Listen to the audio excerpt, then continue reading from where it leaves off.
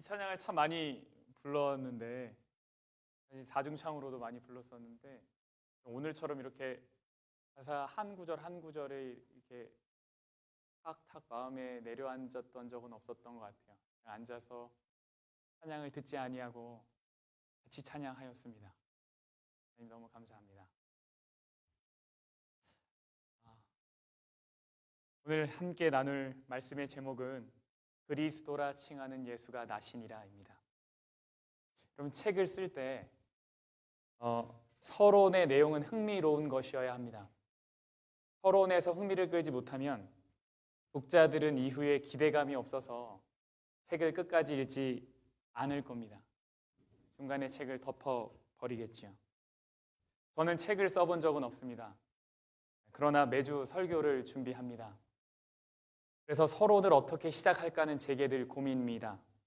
왜냐하면 서론을 잘해야 끝까지 들으실 가능성이 높아지기 때문입니다. 저는 때때로 본문으로 바로 성경을 펴기도 하고 때로는 신문에서 들었던 이야기를 연결하기도 하고 제 개인적인 경험을 이야기하기도 합니다. 이 모두는 사실 이후에 진짜로 부각하고 싶은 그 내용, 강조하고 싶은 내용이 더욱 잘 드러나게 하기 위함입니다. 오늘의 본문은 마태복음 1장입니다. 마태복음 1장 1절부터 17절까지입니다. 이것은 마태복음의 시작입니다. 또한 신약 성경 가운데 처음입니다. 여러분, 성경은 크게 두 부분으로 나뉩니다. 구약과 신약이지요. 구약은 예수님이 오시기까지의 이야기입니다. 메시아가 올 것이다 라고 하는 약속이 담겨 있어요. 그래서 그 약속, 구약입니다. 신약은 예수님이 오시고 나서부터 언제까지? 세상 끝날 때까지의 이야기입니다. 예수님이 다시 오실 것이다 라는 약속이 담겨 있어서 신약입니다. 구약의 이야기가 말라기서에서 끝이 납니다. 말라기가 역대기, 레위기 할 때 그 기가 아닙니다. 저는 옛날에 그렇게 생각했거든요. 끝말에 무슨 나의 무슨 이렇게 기록기에서 이제 말라기인 줄 알았는데 말라기가 그게 아니라 그냥 선지자 이름이 말라기입니다. 말라카이 이렇게 부르는데 끝이 말라기예요. 구약의 끝은 말라기. 그리고 신약의 시작은 마태복음입니다. 근데 그 구약과 마지막 기록과 이 신약의 첫 기록 마태복음 사이에는 약 400년의 갭이 있어요. 400년 동안은 기록이 없습니다. 학자들은 이것을 그냥 뭐라고 얘기하냐면 신구약 중간사라고 얘기합니다. 신약과 구약의 중간 이야기. 400년의 공백이 있어요. 400년 동안 하나님이 침묵하셨다라고 사람들은 말합니다. 400년의 침묵 후에 마태가 다시 하나님의 이야기를 펼쳐 보이기 시작하는 거예요. 그러면 여러분, 이 다시 시작하는 이야기에 서론의 내용이 흥미로워야 할까요? 아닐까요? 당연히 흥미로워야 합니다. 누가 봐도 흥미롭고 누가 봐도 재밌어야 합니다. 그런데 마태는 이 처음의 시작을 뭐로 시작해요? 족보로 시작해요. 그럼 왜 마태가 다시 예수님의 이야기를 재미있게 시작해야 되는데 400년 동안 침묵했다가 다시 시작하는 이 하나님의 이야기를 굉장히 흥미있게 시작해야 되는데 왜 족보로 시작했을까요? 여러분, 족보 읽는 거 좋아하십니까? 재미없어요. 재미없어요. 여러분, 지금은 돌아가신 저희 할아버지 댁에 가면 저희 가족 족보가 이렇게 있습니다. 할아버지 댁에 면 이게 뭐지? 하고 이렇게 뭐 한자로 막 써 있어요. 이렇게 몇 권이 있어요. 이렇게 꺼내가지고 이렇게 보다가 모르니까 이렇게 덮어버리거든요. 이게 족보래요, 족보. 근데 명절이 되면 할아버지와 또 작은 할아버지 그리고 저희 아버지 또 작은 아버지 다 모여가지고 뭘 하냐면 이 족보를 꺼냅니다. 그리고 이걸 펼쳐요.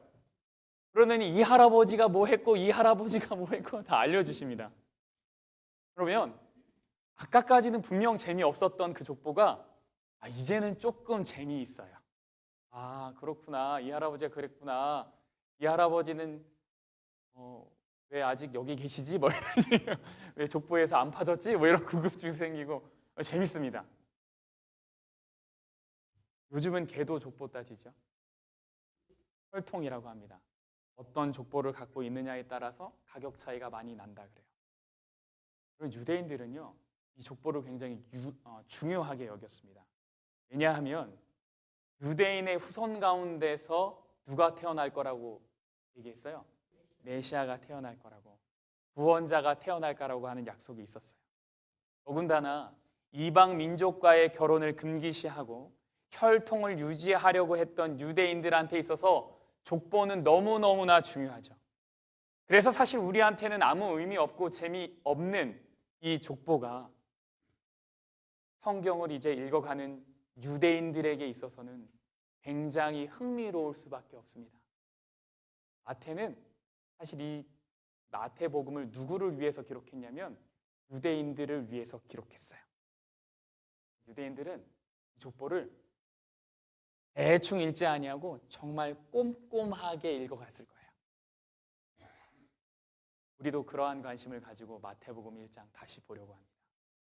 여기에 무슨 의미가 있는지, 이 족보가 무엇을 말하려고 하는지, 그것이 오늘 예수의 탄생을 기념한다고 하는 이 날에 어떤 의미가 있는지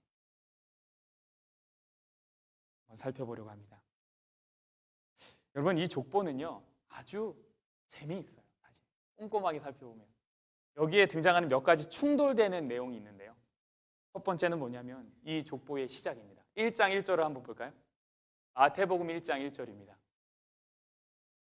우리 함께 읽겠습니다. 시작.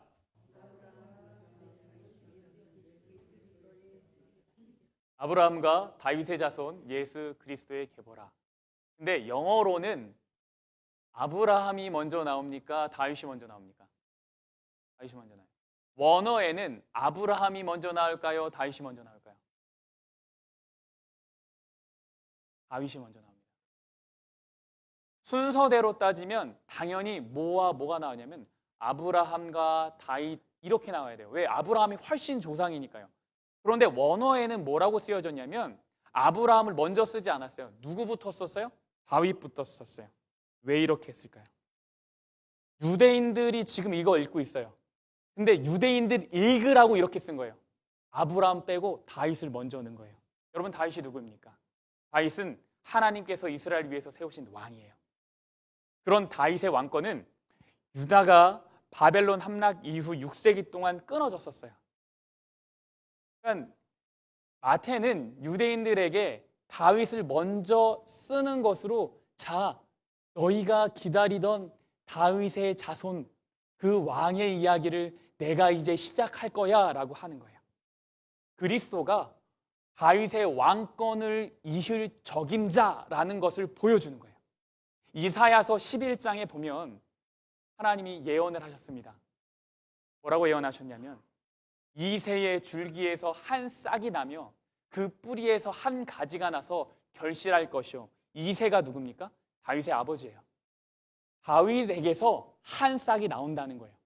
그가 곧 누구냐? 그의 위에 영광의 여호와의 영, 곧 지혜와 총명의 영이요 묘락과 재능의 영이요 지식과 여호와를 경외하는 영이 강림하시리니. 이것이 누구에 대한 예언이냐면 사실 예수님에 대한 예언이에요. 그러니까 사람들은 다윗의 줄기에서 누가 나온다고 생각했냐면 다윗의 왕권을 이을 예수, 메시아가 나올 거라고 생각했어요. 그래서 마태가 누구보다 아브라함보다 다윗을 먼저 기록했다라는 얘기예요. 예수가 다윗의 자손이라는 걸 꼭 찝어서 말하고 싶었어요. 이렇게 꼭 찝는 거 우리에게도 중요합니다. 우리가 의도적으로 이렇게 기억하려고 하지 않으면 우리 역시 뭐 할 수 있다는 얘기냐면 예수가 우리의 참 왕이라는 걸 잃어버릴 수 있다는 얘기예요. 얼마나 자주 우리가 예수가 내 삶의 왕인 것처럼 안 살아갈 때가 얼마나 많아요. 말로는 예수님이 왕이다라고 하면서 실제로는 뭐 하지 않아요? 예수가 내 마음의 왕이 아니라는 거예요. 누가 왕이에요? 내가 왕이에요. 어떨 땐 누가 왕이에요? 내 자식이 왕이에요. 우리도 때로는 의도적으로 할 필요가 있어요. 그래서 교회 나오기 싫지만 교회에 나와야 될 필요도 있는 거예요. 의도적으로. 그러면 준비하셨던 하나님의 은혜가 있어요.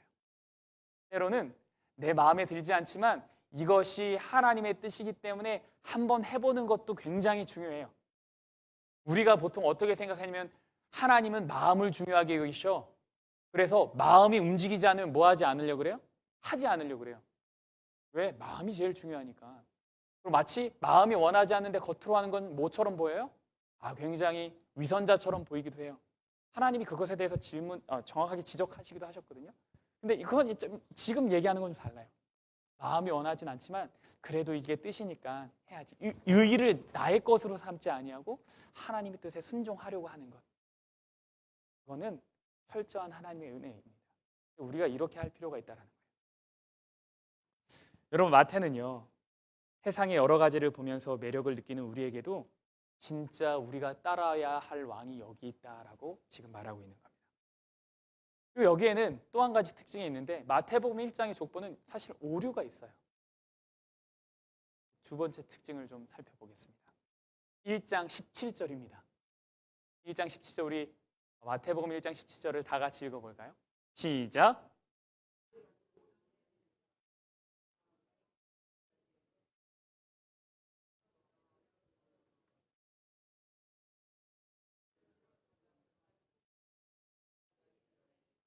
네, 마태가 쭉 정리를 했어요. 족보를 쭉 기록한 다음에 그 다음에 마지막으로 이걸 요약을 합니다. 이거를 몇 대로 끊었어요? 14대로. 아브라함부터 다윗까지 14대, 다윗부터 바벨론에 사로잡혀갈 때까지 14대, 바벨론으로 사로잡혀가는 후부터 그리스도까지 14대로 쭉쭉 나눴어요. 근데요, 여러분, 사실 예수님의 족보는 이렇게 14대, 14대, 14대, 이게 3개면 42대거든요. 42대로 끊어지지 않습니다. 누가복음에서는 예수님의 족보가 몇 대냐면 56대로 나와요. 그러니까 사실 대수가 훨씬 많아요. 근데 마태가 이렇게 14대, 14대, 14대로 끊었다는 얘기는 의도가 있다는 얘기겠죠. 누구에게 흥미가 있는 의도예요? 유대인들에게 흥미가 있는 의도예요. 왜 마태는 일부러 숫자를 이렇게 만들었을까요? 왜 그랬을까요? 학자마다 여러 견해가 있는데 제가 한 가지 재밌는 견해를 좀 발견했습니다. 이게 뭐냐면 다윗이라는 이름이 히브리어로 풀었으면 14라는 의미라는 거예요. 이제 좀 도표를 같이 좀 살펴보겠습니다. 다음 슬라이드에 여기 나오는데 이게 히브리어 알파벳인데요. 히브리어는 로마자가 따로 없어요. 그러니까 1, 2, 3, 4가 따로 없어요. 그냥 이제 알렛, 벳, 기멜, 달렛, 해, 이 히브리어 알파벳 자체가 숫자를 기록합니다. 그러니까 처음부터 1, 2, 3, 4, 5, 6, 7, 8, 9, 10 나오는데 다윗의 이름을 히브리 말로 쓰면 요 밑에 나와 있는 이거예요. 다윗 이거거든요. 근데 이게 4, 6, 4예요.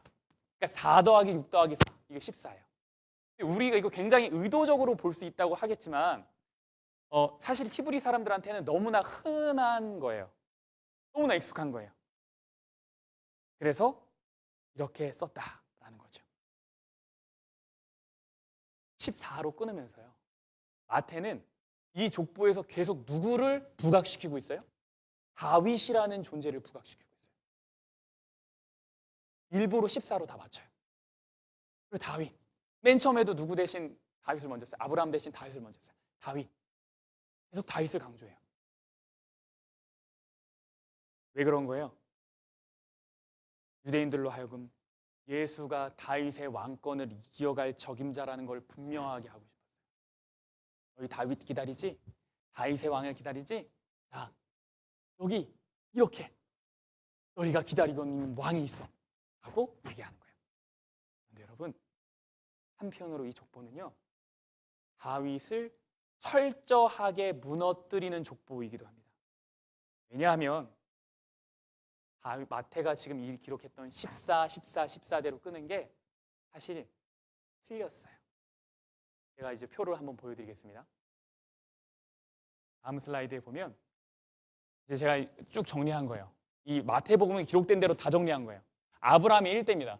아브라함이 이삭을 낳고 이삭이 야곱을 낳고 야곱이 유다를 낳고 쭉쭉쭉쭉 해서 다윗까지 가면 14대예요. 그리고 그 다음부터 시작되는 슬라이드를 보면 다윗부터 다시 시작하는데요. 다윗이 솔로몬을 낳고 쭉쭉쭉 하면 사실 이 바벨론으로 포로 잡혀가는 이 여호와의 여고냐라고 기록된 이게 14대가 아니라 사실 15대로 끊어져요. 왜 그런 거예요? 맞아요. 다윗을 넣으면 돼요, 안 돼요? 다윗을 넣으면 안 돼요. 처음에 아브라함부터 다윗까지 14대라고 했으면 그 다음부터는 다윗이 낳은 솔로몬부터 여고냐까지 14대라고 해야 돼요.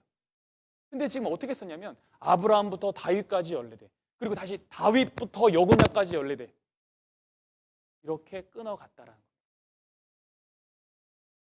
마태가 실수한 걸까요? 마태의 직업이 무엇입니까? 세리예요. 세리는 셈이 아주 밝은 사람이에요. 그런 사람이 하나님의 말씀을 기록하는 데 있어서 실수했다? 아니요. 아주 의도적으로 한 거예요. 14대, 14대, 14대 정확하게 맞춰주려면 가운데 15대로 들어간 다윗이 빠져야 합니다. 마태는 다윗을 강조하는 가운데서 이 14대라는 기록이 맞으려면 오히려 다윗의 세대 하나를 강제로 없애야 돼요. 무시해야 돼요. 누구를 무시해야 돼요? 다윗을 무시해야 해요. 그러니까 이 족보는 다윗을 부각시키면서 예수를 등장시키는데 그와 동시에 철저히 누구를 무너뜨리는 거예요? 다윗을 무너뜨리는 거예요. 이러한 내용을 지지하는 것이 6절에 나옵니다. 너무 격렬해져서 죄송합니다. 1장 6절이요. 마태복음 1장 6절을 한번 보겠습니다. 이새는 다윗 왕을 낳으니라. 다윗은 우리야의 아내에게서 솔로몬을 낳고. 여러분, 사실 족보에는요 범죄 사실 잘 기록하지 않아요. 왜요? 범죄가 기록되어 있는 사람을 아예 어떻게 해요? 그냥 제외시켜요. 그걸 뭐라 그래요? 호적에서 파푼다 그러죠.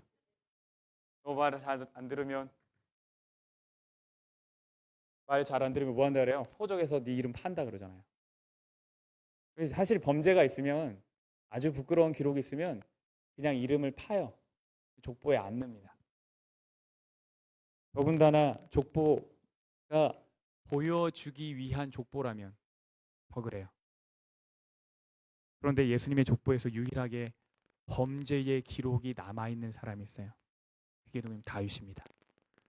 여러분, 방금 성경절에서요 다윗은 범죄자로 등장했어요. 왜 그러죠?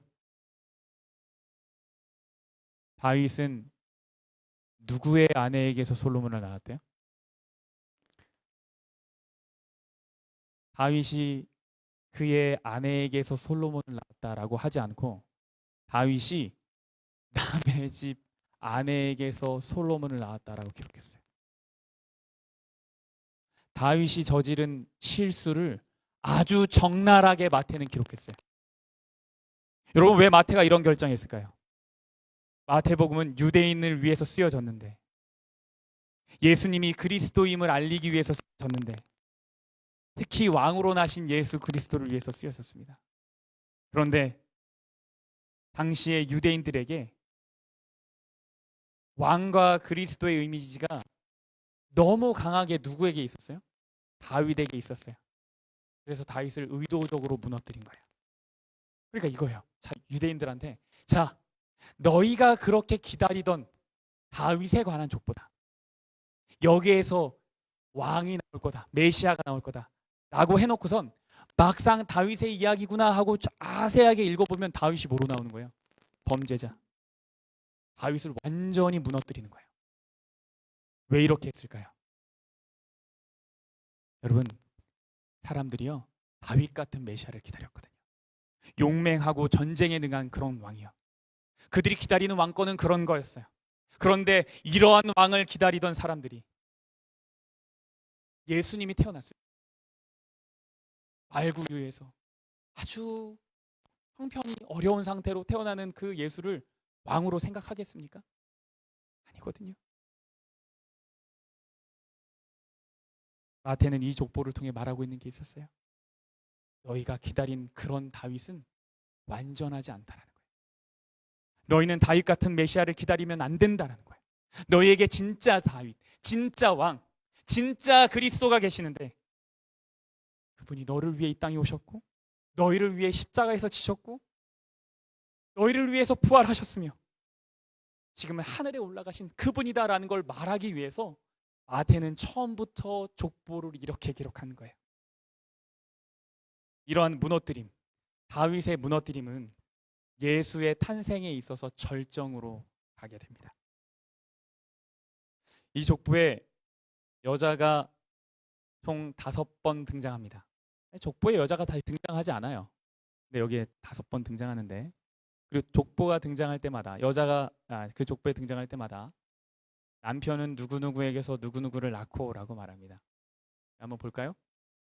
유다는 다말에게서 베레스와 세라를 낳고,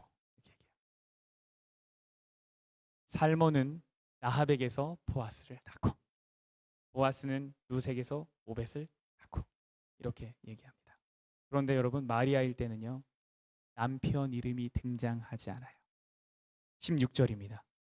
야곱은 마리아의 남편 요셉을 낳았으니 마리아에게서 그리스도라 칭하는 예수가 나시니라. 남편 이름이 나오지 않았어요. 여러분, 2절부터 15절까지의 모든 탄생을 이야기할 때는 다 이 낳고, 이게 액티브예요. 낳았다, 내가 낳았다, 내가 낳았다요. 근데 16절에서는 뭐냐면 was born, 패시브예요. 졌다 하는 거죠. 예수가 인간의 힘으로 태어난 것 아니라는 거예요. 예수는 하나님으로부터 태어났다는 거예요. 이 말의 의미를 보다 자세하게 좀 설명하려고 합니다. 여러분, 마태가 처음 족보를 시작할 때 표현했던 얘기가 있어요. 그건 뭐냐면 예수 그리스도의 계보라라고 하는 이 계보예요. 이게 헬라어로는 비블라스 게네세우스라는 말이에요. 이 계보입니다. 직역하면 계보책 정도 돼요. 성경에 정말 많은 족보가 나와요. 그런데 이 계보책, 계보라고 한 이 표현은 딱 3번 등장합니다. 몇 번이요? 3번. 2번은 창세기에서 등장하고 1번은 마태복음에서 등장합니다. 근데 이 처음이 어디냐면 창세기 2장 4절이에요. 이것이 천지가 창조될 때에 하늘과 땅의 내력이니 하는 게 이게 이 계보입니다. 히스토리라고 나와 있는데요. 하나님은 이 땅을 만드신 일의 순서를 기록하는데 창세기 1장부터 첫째 날 둘째 날 셋째 날 쭉 썼는데 이것이 마치 뭐와 같다는 거예요? 족보와 같다라는 거예요. 하나 세대가 늘어나는 것처럼 표현하신 거예요. 이 땅이 하나님의 통치 하에 있는 하나님의 소유, 이 주권의 이야기를 잘 설명한 거예요. 다른 하나는 어디서 나오냐면 창세기 5장 1절입니다. 창세기 5장 1절은 아담과 하와가 범죄한 후에 족보를 이제 기록하기 시작한 거예요. 이것은 아담의 계보를 적은 책이다. 이 족보예요. 이때부터 족보에는 낳고와 죽고가 반복됩니다. 누가 낳고 누가 죽고 누가 낳고 누가 죽고. 인간의 죽음에 대한 이야기예요. 죄에 대한 이야기예요. 이것은 사단의 주권에 대한 이야기예요. 여러분, 성경에 많은 족보가 있지만 사실 세상에 2가지 족보밖에 없어요. 하나님이 써내려 가신 족보와 사단의 영향력 아래 있는 족보 2가지밖에 없어요. 여러분, 아담과 하와에 있는 족보는 사실 다 망한 족보예요. 그 족보는 아무런 희망이 없어요. 그 족보로는 누구도 구원할 수 없어요. 그런데 사람들은 여전히 무슨 족보를 기대하고 있어요? 다윗의 족보를 기대하고 있는 거예요. 그래서 마태는 다시 그 족보를 펼쳐들었어요. 그리고 다시 써내라고 하기 시작했어요. 그런데 다윗의 족보로는 안 된다라는 걸 기록하는 거예요. 세상엔 2가지 족보밖에 없어요. 하나님의 족보와 그렇지 않은 족보. 그런데 마태가 다시 족보를 쓰고 있어요. 이것이 진짜 하나님의 족보다.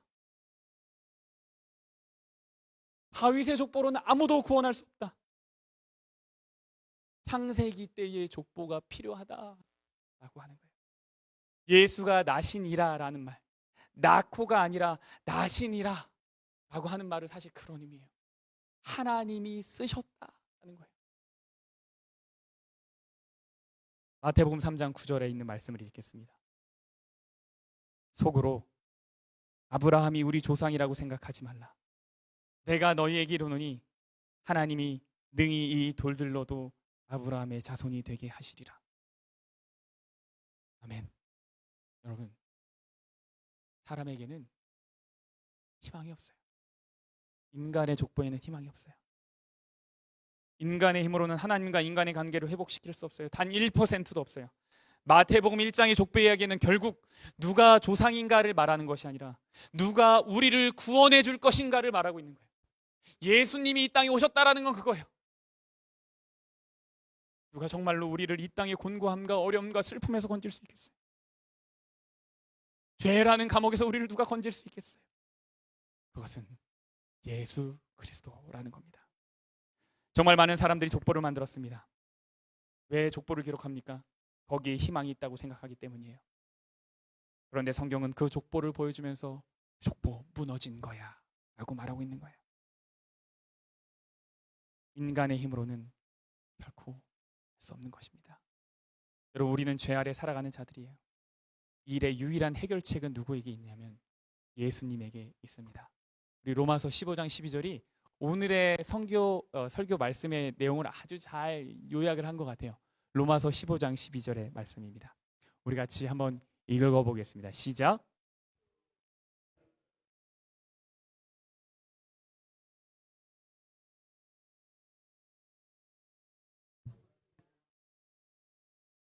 아멘. 열방의 참 소망은 누구에게 있습니까? 예수님에게 있습니다. 예수만이 희망이라는 거예요.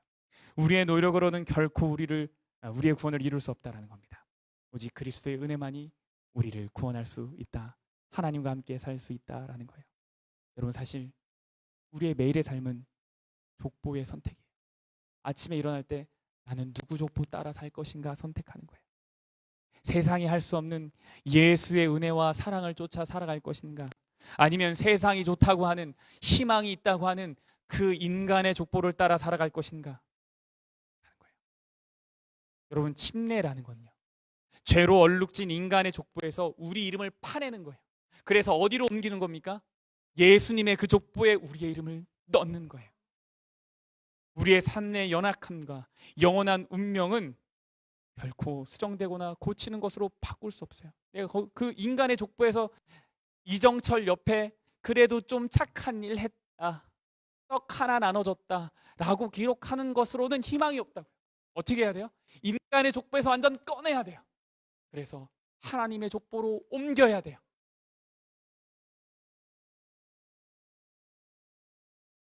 예수와 함께 예수의 이름 아래서 새롭게 시작되어야 돼요. 오늘은 예수님 탄생의 의미를 기억해 보는 날입니다.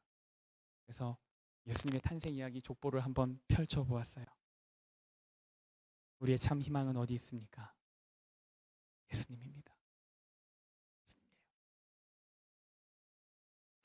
하루하루 한 주 동안 살아가시면서 참 예수님이 정말 기가 막히게 태어나셨구나, 정말 여기에 희망이 있구나 라는 것을 기억하면서 희망 가운데 용기 갖고 살아가시는 우리 모두가 되었으면 좋겠습니다.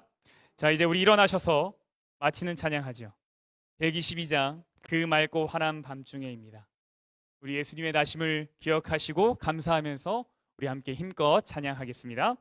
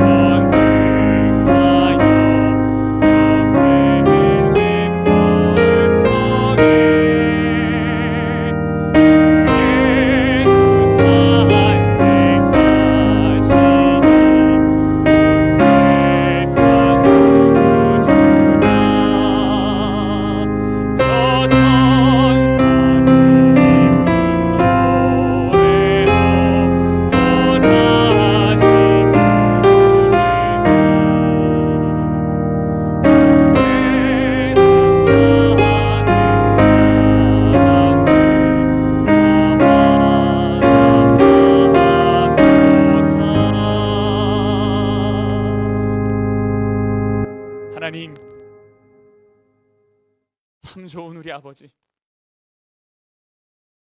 우리에게 참 희망이 어디 있는지를 마태의 기록을 차근차근 살펴보는 것으로 확인하게 하시니 감사합니다.